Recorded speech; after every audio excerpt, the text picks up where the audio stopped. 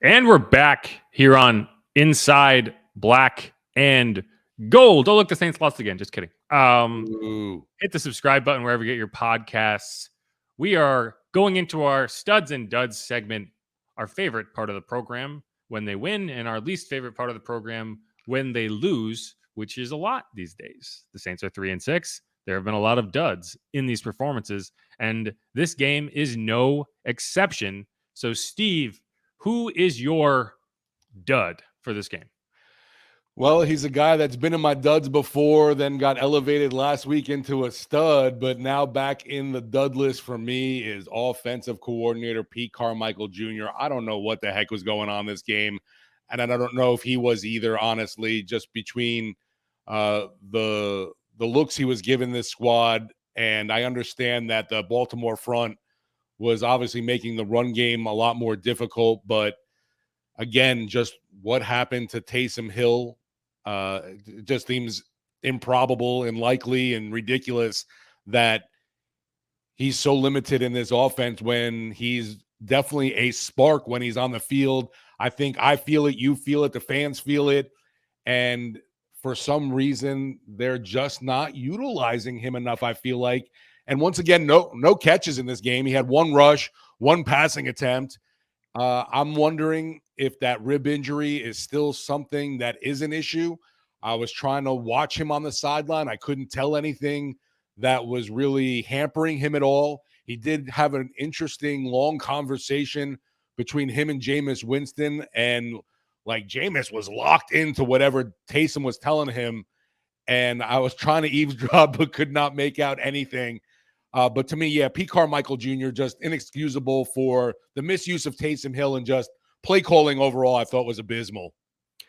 Yeah, I mean, Taysom wasn't on the injury report all week, so Right. you know, if he was dealing with something heading into the game, they did not report it, and so I think he was fine. There was that play. Remember, he kind of lowered his head and took on the tackler, and I'm wondering, did he do something on that play to re-aggravate it? No, but I mean, it was from the start of the game. Like it's the first drive of the game. You face 3rd and 1. Yeah, and like this is a situation that all season you have successfully gone to QB power, right. and it's like they know what you're going to do. Like I get it, you don't want to project every time what you're going to do, but it's a situation where it doesn't matter that they know what you're going to do. You have been able to do it. You have been able to execute it. And for some reason in this game, you didn't want to establish that on the opening drive, which makes no sense. Like, I get it if it's later in the game and they've been doing a good job against it, then fine. Do something else. But on the first drive of the game, you're just testing things out. Why are you not going to that? I think part of the issue was this was the first drive of the game is typically scripted, and you didn't want to go off script maybe. But you ran Alvin Kamara into an 11-man box. And if you're going to run into an 11-man box, don't you want to have 10 blockers? Like it didn't make sense. And I just think he got a little too cute in this game, and it got away from him. It really did. And so I agree with that completely. Speaking of Alvin Kamara, we have podcast, I won't say breaking news, but new news. The transaction wire has come out, and apparently the Saints have worked out free agent running backs Derek Gore, Antonio Williams, and Jaquan Hardy after releasing Jake Funk from the practice squad. Derek Gore? Is that Frank's son? That's a great question. I'll have to look that up because I am not familiar with Derek Gore. I'm pretty sure it is. It's Derek Gore, Frank Gore's son. I can't be the only person to have Googled this.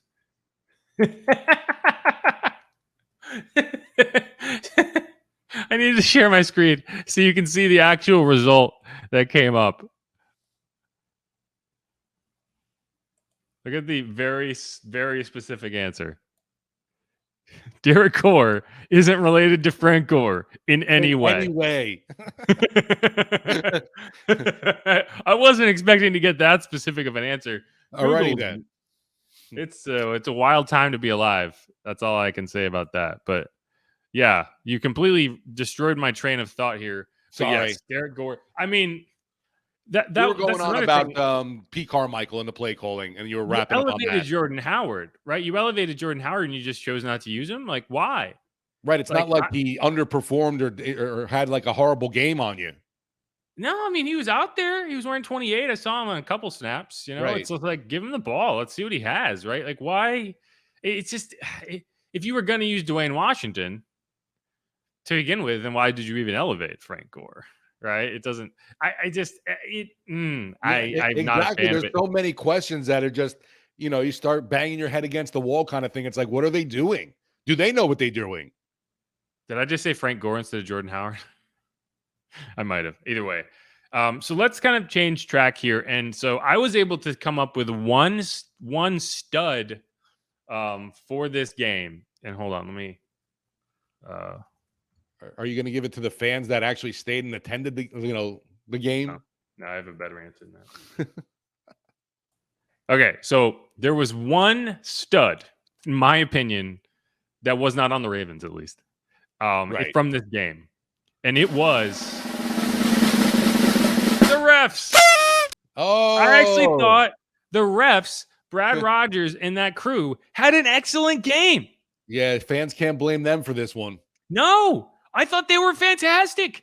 There was two really close calls that they got right on the field, like that fumble by Andy Dalton or the Right. non-fumble. Like I would have bet money when I saw it live that he did not hold on to that ball, but Same he did. here. He must have the strongest hands. Like that's one thing I came away impressed with from Andy Dalton is his grip strength is fantastic. So I have no idea how he held on to that ball over his head with one hand as he was getting hit, but he did. And the refs got it right on the field. And if they had gotten that wrong, it would have been difficult to overturn because it was so close.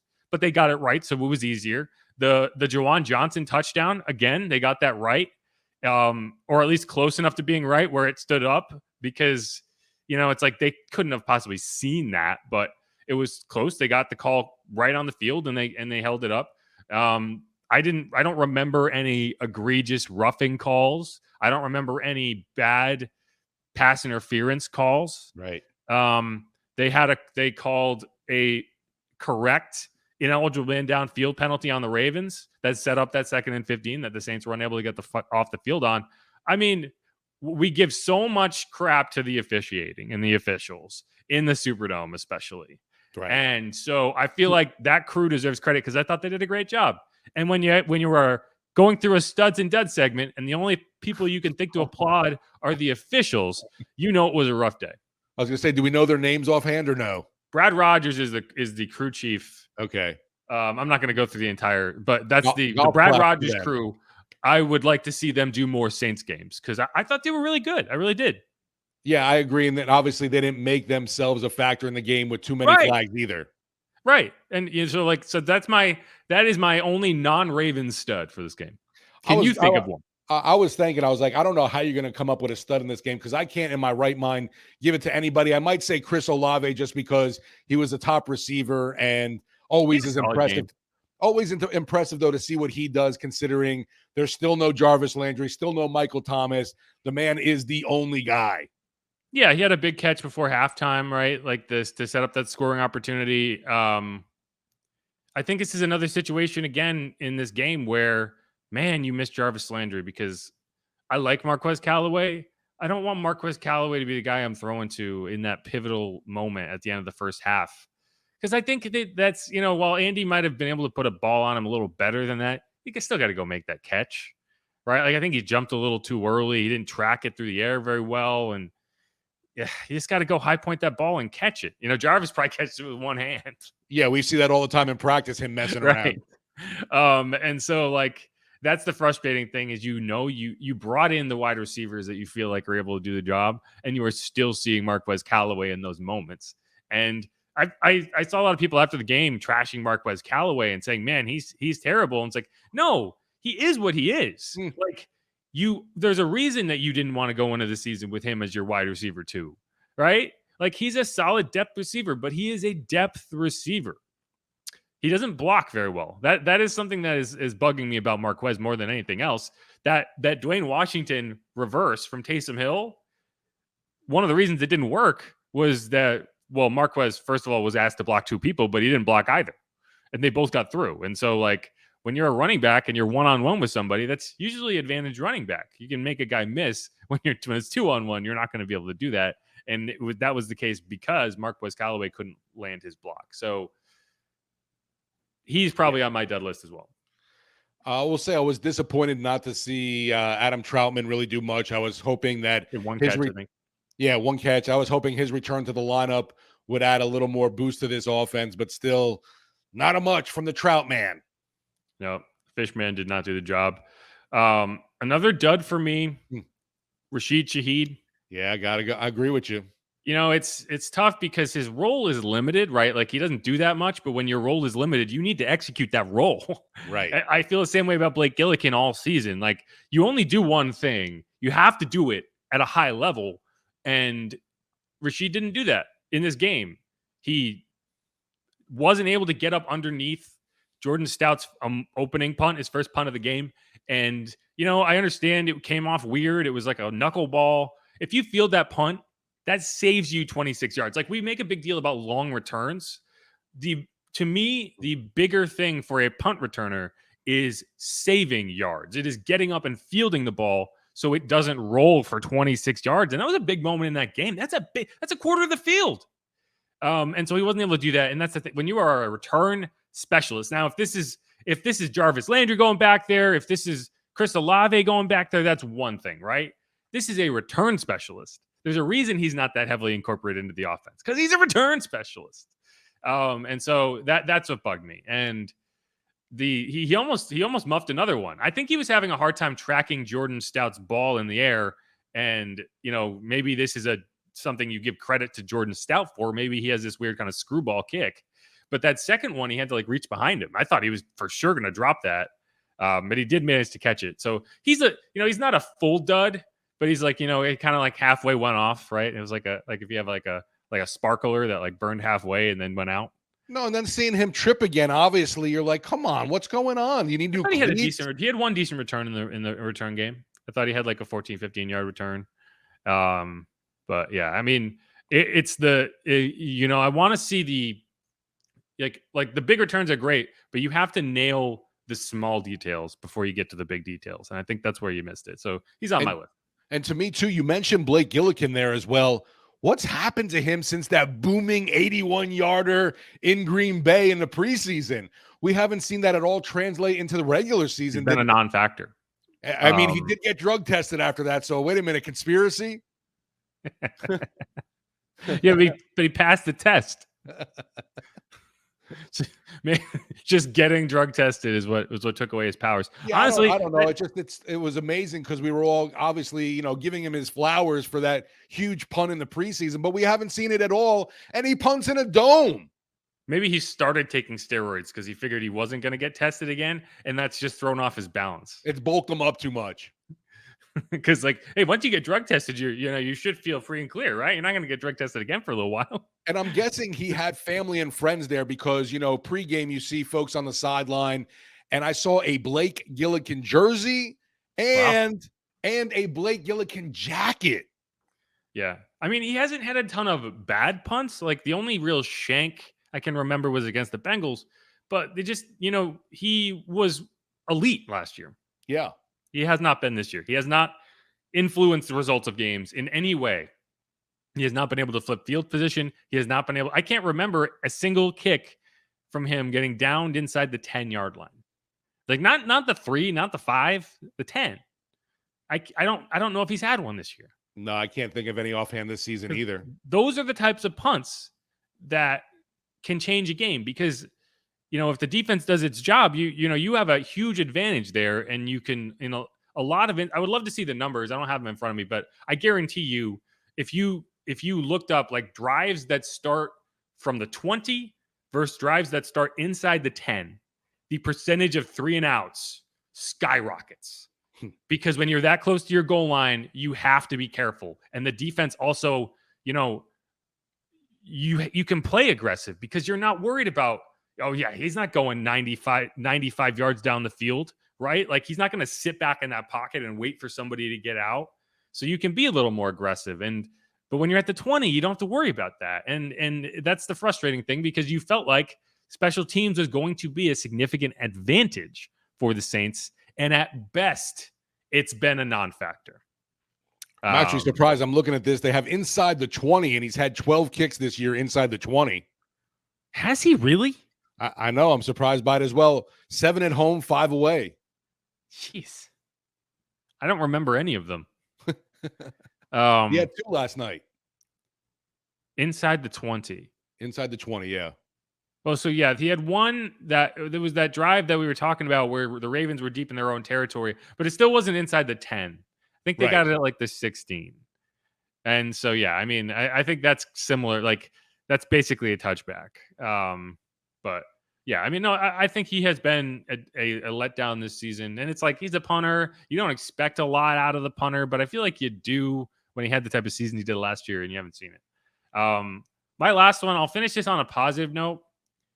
2 guys that I thought actually had a decent game on the defensive side of the ball. Like, no one tackled Lamar all night, so I'm not going to get overly critical of these guys not being able to take down Lamar because literally no one did. But I thought Peyton Turner and Carl Granderson had decent days, kind of, on a defensive line that really kind of got bullied. And I say that because one of my big critiques of this team is the lack of athleticism across the line and it in the linebacker group. You don't like. There's no one on this team, on this defense, that like you think is gonna like track down Lamar Jackson, right? Like once they get out, they're gone. You're not beating anyone to the edges of the field. But I think Peyton Turner is a guy who does have that kind of extra gear at the defensive end position. I think Carl Granderson is like that as well. Kind of runs like a gazelle, and so I think that they did a decent job. And the rest of the defensive line, I can't say as much. The interior rush did not do its job, especially late in the game. And yeah, it was a struggle. But I thought those 2 guys, for young players, they're going to be important to this team, right? You talk about a lot of people are going to be talking about tearing it down and starting from scratch and doing all this. Those are going to be 2 guys who you would want to build around, right? Those are so like you want to see those guys getting better. And I think that we've seen that the last couple of weeks with Peyton Turner. Have you gotten a chance to break down your film yet here for this game or no? No, I mean, I don't even have the All-22 yet. That's the problem with Monday night. I'm just curious. I thought Demario Davis might have had a decent game, but I mean, it's trying to find, the diamond in the rough there kind of thing. I mean, he's always solid. He doesn't miss tackles. I think he's a step slower this season than what we've seen in years past, but he's also been being used more as a pass rusher. Right. He did have a sack. He has a career high 6 sacks in 10 games, right? So I think his role is a little different because the pass rush has not been as effective this season, and that's impacting his ability to play the run as a linebacker, right? But he is also a really effective blitzer. He's a very good blitzer in terms of timing, in terms of setting it up. He forced a field goal with one blitz because he just forced Lamar to throw the ball before he was ready. And that is one thing you see Lamar Jackson. If you can put pressure on him and force him to throw on the run, he is a much less accurate quarterback. He was mad at himself a few times. He wants to run. He doesn't want to run to throw. And he will extend. But if you get him on the run, he struggles. And because there was wide open receivers throughout that game. It could have been a much worse game than it was. But they were able to put some pressure on him. And when he's trying to escape, he gets a little inaccurate. And you saw that a few times where it's like he had guys wide open. He just missed them. I forget it was the 3rd or 4th quarter, but he stayed on the ground after, trying to get the throw off to his receiver. And no, he missed a wide open target and just was there, pounding the turf because he was so ticked off. No, I mean, he has a really good arm when he can stand in the pocket and deliver. I think like that's where he loses it a little bit is when he gets to the edges of the field. But he did throw a really nice ball to Deshaun Jackson after he fumbled it and picked it up and kind of like just scrambled around. And like, I feel like 9 times out of 10, you're going to end up seeing a receiver by themselves downfield because it's hard to maintain that coverage when all this craziness is going on. You don't know who has the ball. You don't know what's happening. And all of a sudden you're trying to keep up with Deshaun Jackson. But I thought, I don't know if Alante had a great game. We did hear Dennis Allen kind of say he missed an assignment at one point, but I thought of that play was really impressive that he was able to stick with Deshaun Jackson and break that up. That was the 3rd down play and it forced a punt. Yeah, and we had talked about that too pregame where we were worried about having Deshaun Jackson, come up off the practice squad and have a huge 70, 80-yard catch, and then, that's all he would do the whole game. Yeah, he had a couple catches. But he did end up leaving, though, with a hamstring issue. So, yeah, the old man couldn't stay on the field. Yeah, he's not gonna it'd be a huge impact. But okay, that's it for me. Do you have any more you want to bring up? No, and I mean, we could bang on a lot of guys, and I think we brought up most of the duds from the game. Didn't really mention Andy Dalton, but I think that goes without saying. Yeah, For that he's performance. definitely in the dud category, but we went through a lot with him. Right. Oh, the one I didn't mention that I meant to mention was the offensive line and Andy Dalton as a group. Right. That was actually my biggest dud, and I completely forgot to bring it up until just now because there's just so many. But so, I don't think Andy Dalton as a passer, I think he was fine, right? Like when he had receivers, he hit them. When he was able to get the ball off, he hit them. That throw to Marquez Callaway notwithstanding. But he did not handle the rush. No. At all. At all. And for a veteran quarterback, you got to be better than that. For a guy who isn't going to run, you got to be better than that. And part of it was losing your center. I think Eric McCoy makes a lot of the line calls, and that affects them. But, you're a veteran guy. You have to be able to settle your offensive line down and figure it out. And he never was in that game. He did not handle the rush well at all. He had 3 balls batted down at the line. When it happens once, you say, shame on you, right? When it happens 3 times, it's like, it's your fault because you are not adjusting. Have you seen when I think Tom Brady used to do this drill where they would literally stand there with tennis rackets. Yeah. And he would try to throw it and they would try to bat it down, because that's something you have to be aware of as a quarterback when you can't just throw it 2 inches over the shoulder of a defensive lineman and expect him not to react to it. And once it happens twice, you should be on high alert for it. And then the third time, end of the game. And so that's something, again, it's these are things that you would expect a veteran, savvy, quarterback to be prepared for. And it just didn't seem like he was in that game. He looked rattled. And, like we said, he was getting hit hard. Maybe he was dealing with a little bit of an injury by the end of that game. But he didn't look good.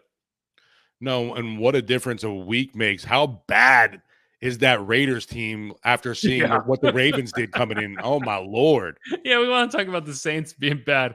Man, the Raiders, oh, gosh. They're in a new city. They just moved to Las Vegas, right? They can't afford to the Saints are entrenched. The Saints have a fan base. The Saints fans aren't leaving. They might get mad. They might say, I'm not mad. I'm just disappointed. But they'll also be mad. The Raiders don't have a fan base in Las Vegas yet. They have to earn that. They're not doing it. The hockey team might be drawing more than the Raiders right now. Right. They're going to try to add an NBA team because they're like, man, this football stuff isn't tough. But yeah, the Raiders are bad. The Raiders are so bad. Wait, it's a joke, right? How bad are they? The Raiders are so bad that they tricked you into thinking the Saints were going to win more than one game the rest of the season. Oh, man. They definitely tricked me into thinking a 2-game win streak was possible. Yeah, crazy, right? Who's ever going to get that? So that's a good segue.